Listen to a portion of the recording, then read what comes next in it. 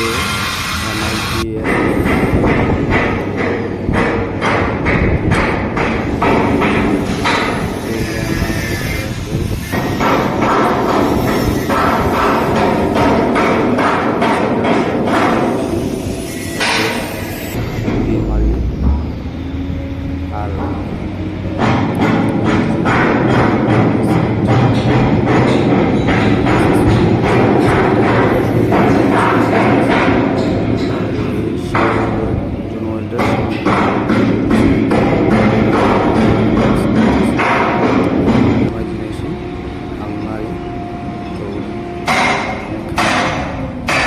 সব কাজ শুরু করে ভিডিও করতেছি কাজের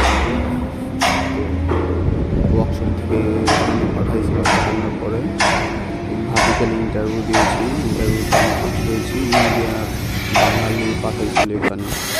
তো 4-5 দিনের থেকে আমি কাজ করেছি এবং আমরা করেছি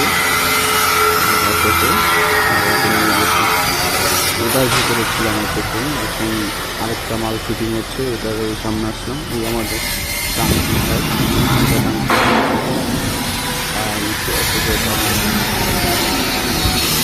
এটা হলো ফিটিং চলছে নতুন করা, ওটা ফিটিং হয়ে গেছে। আবার মেশিনটা নিয়ে আসছে এখানে মারার জন্য। আর এই দেখুন আমাদের ওয়ালিং হয়ে গেছে। তার সাথে ওয়ালিং হয়ে গেছে। ছবি তখন ছবি দিল। এখন বলছি না, আমি এখন ভিডিও করতেছি। তো দেখুন এইগুলো ওয়ালিং, সবগুলো ওয়ালিং হয়ে আছে ফটো নেই। আর বাইরে যে ওয়ালিং এটা পরে দেখা দিব না। ওই ট্রেনটা বলতেছে কি করতেছো, বললাম ভিডিও করতেছি। কই দেশে বসবে না, দেশে পাঠাবো নাকি? আমি বললাম না, দেশে না। তো সবাইকে দেখানোর জন্য এখন আমি ওয়ার্লিং করি হেলমেট দিয়ে। রোদের জন্য সাপোর্ট দিয়ে ওয়ার্লিং করতে হয় হেলমেটের উপরে। এই দেখুন ওয়ার্লিং করতেছি। আর এই হলো ভার্টিক্যাল যে ইন্টারভিউ দিয়েছিলাম এখানে এসে মিগ মেশিন এসএসে। তো ওরা সবাই ফেল হয়েছে, আমি পাস হয়েছি, এই জন্য আমাকে এখানে রেখে দিয়েছে। আর দেখুন তার পাশাপাশি একগুলো আর্গুন মারছি। দেখুন আর্গুন রোড পাস মারছে কাজাকিস্তান আমার ফ্রেন্ড। এর সাথে দুজন ওয়ার্লিং করি আসতেছে এখানের ভিতরে। আমি আর ওই কাজাকিস্তানে একজন মারি আমার ফ্রেন্ড। তো আমি ফিল আপ মারছি আর্গুনের, ও মারছি আর কি রোড পাস। তো ওকে দেখালাম যে কেমন হয়েছে বলো। ও বললো ভালো হয়েছে, কিন্তু রোড পাস মারা শিখতে। আমি বললাম আর্গুন কতটা শিখাতে তো গুরুত্ব নাই, তারপরে দেখা যাক কী হয়। আমাদের সাইডের উপর দেখুন ওটা হলো ক্রেন